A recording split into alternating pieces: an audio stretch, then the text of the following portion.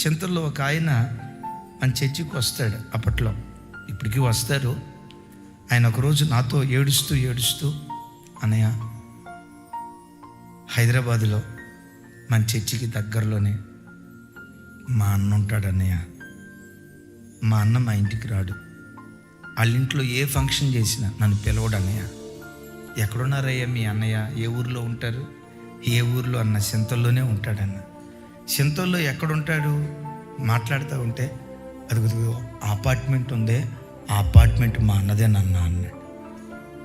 మరి ఇంత ఆశీర్వదించబడినప్పుడు కొంచెం అప్పుడప్పుడు పిలిచి ఒక ముద్దన్నం పెట్టొచ్చు కదా. నన్ను పిలవడన్నా.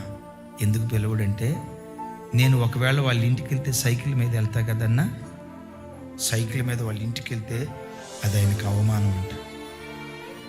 కనీసం ఒకసారి పిలిస్తే బాగుండు కదా. పిలవడం సరే, తన ఇంటికి నన్ను పిలవకపోతే పిలవకపోయాడు, నా ఇంటికి రాడన్నా.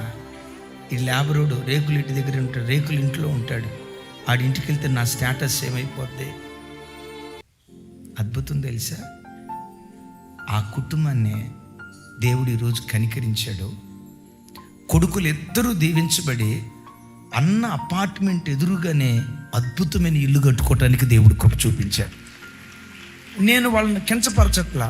వాళ్ళు అన్నన్నారే కొడుకు కూతురు బాధ.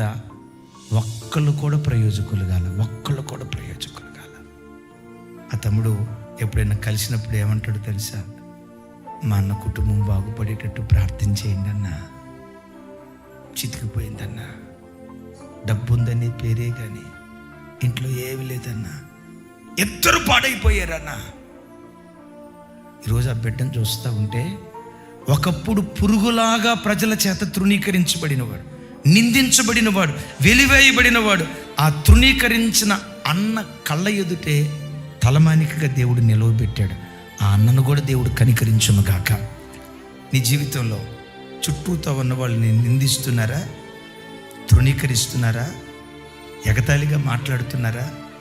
కించపరుస్తూ మాట్లాడుతున్నారా? నువ్వు అలా వెళ్ళిపోయిన తర్వాత చాటున గుసగుసలాడుతున్నారా? నీ కుటుంబం అంటే ఒక పురుగును చూసినట్లుగా, ఇది లేబర్దండే, వీడు లేబరోడండే, వీళ్ళ బ్రతుకిట్లాంటిదండి అని పదే తృణీకరిస్తున్నారా?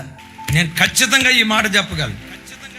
ప్రజలు ఎవరినైతే పక్కన పెడతాడో వీడు వేస్ట్ గాడు, ఇది ఓటికొండ, వీడు పనికిరానోడు, వీడు నిష్ప్రయోజకుడు, వీడు యూజ్లెస్ ఫెలోనని ప్రజలంతా ఎవరిని పక్కన పెడతారో, ప్రజలు పక్కన పెట్టిన వాడి మీదే దేవుడు మనసుంచి ప్రజలు పక్కన పెట్టిన వాడిని ప్రయోజకుడిగా దేవుడు మారుస్తాడు.